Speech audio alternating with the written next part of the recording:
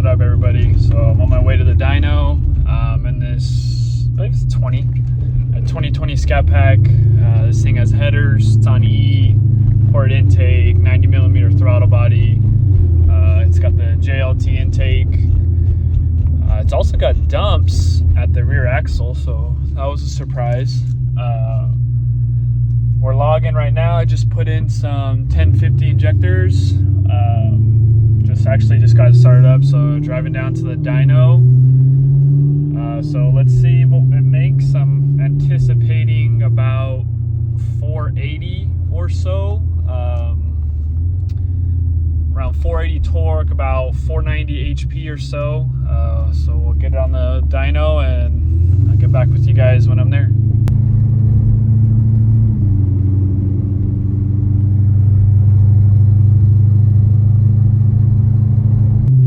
I also forgot to mention this car is coming from another shop / tuner.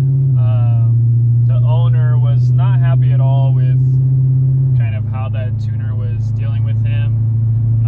Wouldn't even share the dyno numbers or anything like that. So I'm gonna make sure I do a good job, make sure I get the polls recorded, you know, get some good footage and send that over to him, and also get it up for you guys on the channel so you can kind of see what you could expect. You just need to remember that every dyno is different. So the dyno that I used to use was in Temecula. It was an old dyno, stock 6.4s with dyno about 405, 410,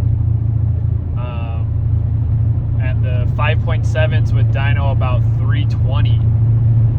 But you could go to a different dyno and that number could be either much higher or much lower.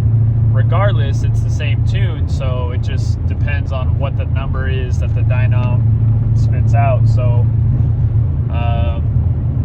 a good point, I haven't dynoed my personal ScatPack yet since adding the headers, but I did dyno its stock and it made 405.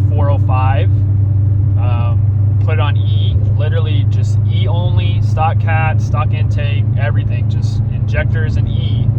I gained 25 wheel, HP, and torque. So on that old dyno, it made 430.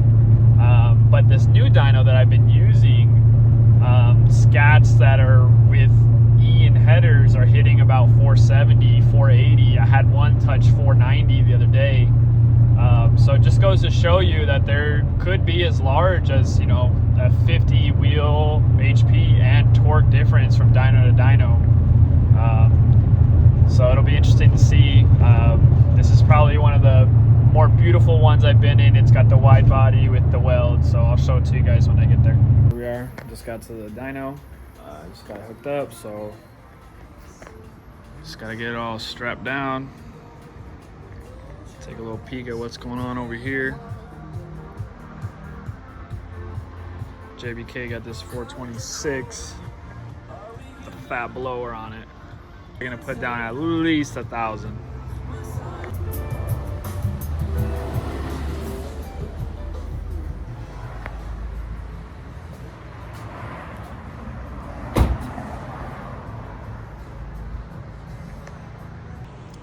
What up, YouTube? I'm here in the car. We're on the dyno. Done about 3 or 4 pulls.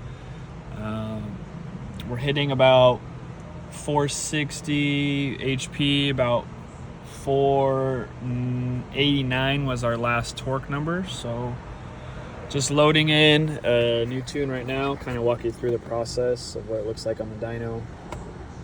So while this new file writes, basically some power enrichment changes and some spark changes. I've got the brake and the controller for the dyno. So right now the air brake is on for the dyno. So as soon as the tune is done flashing, I'll show you kind of what it looks like.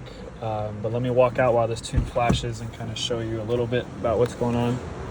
So this particular car is a 2020, like I mentioned. It's a ScatPack.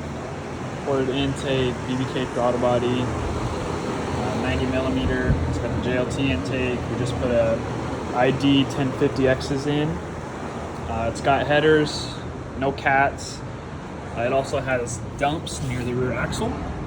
So I actually had to run my wideband through the back because we don't want it to get any closer to the pipe. So there it is right there. You can see I had to do a pretty good tape job on my sensor to make sure that it wouldn't rattle or fall off onto the roller. So let's come over here and check this out. So ignore this, I had some vibrations that caused that. So this red pole was actually the first pole that we did. You can see we kind of had a pretty big dip here, so I was able to correct that. Let me get this green one off. Or I'll save it, that way we can have them all there. So you can see there's a pretty good difference here. We're talking about almost 30 torque up top and about 20 HP, like around 4,000 RPMs, which is where you feel that the most. So let me get back in the car, get that tune flashed, and I'll basically just record the whole time and kind of walk you through it. Probably won't be able to hear me because it's so loud with these dumps, but surprisingly it's not as loud as you would think. He has some pretty big mufflers on there that tame it a lot. So I just went live on Instagram. Some of you may have seen that already, so this is a separate video. It's not the same video, but anyways, enough with the talking. Let's get to it.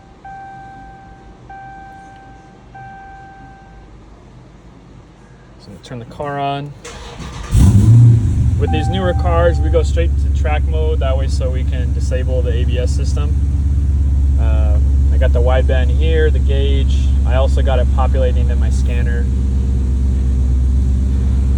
So I'll just give the car kind of a minute to learn that tune a little bit. And for any of those who are wondering, the coolant temp is about 185 right now. Intake temps are low 70s at the moment. So there's the coolant, 185, trans temp, oil temp, which surprisingly isn't that high. So there's their temp right there. All right, so let's go. So right away, gotta turn the air brake off, and then we can start rolling through. And I go right to second gear, right to third, get it up forward. Doing these pulls in fifth gear.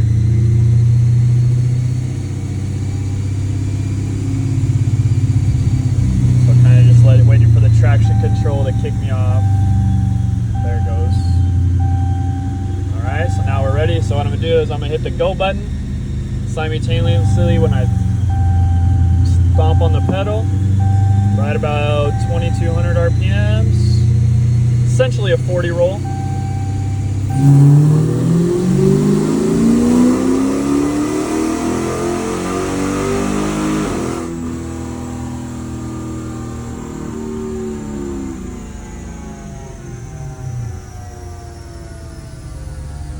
Put the car in neutral, let the air brake on the dyno kind of take care of that. It takes a lot of stress off the car. Let's see what it looks like.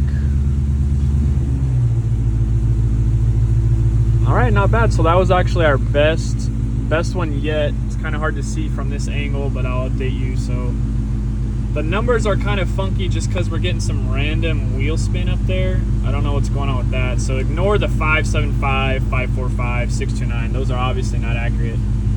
But from the picture on the graph, you can tell that the yellow line is the highest line. So I gotta dive through and check out the data and kind of see how that log looked. And then as long as this log looks good, I'm gonna do one more pull to just verify that it's all still correct. Hopefully I can get a better graph on there. That way so the owner can take it home and we can get a little bit of a truer number without actually having to look at that weirdness. So I don't know what's going on with that, so stay tuned.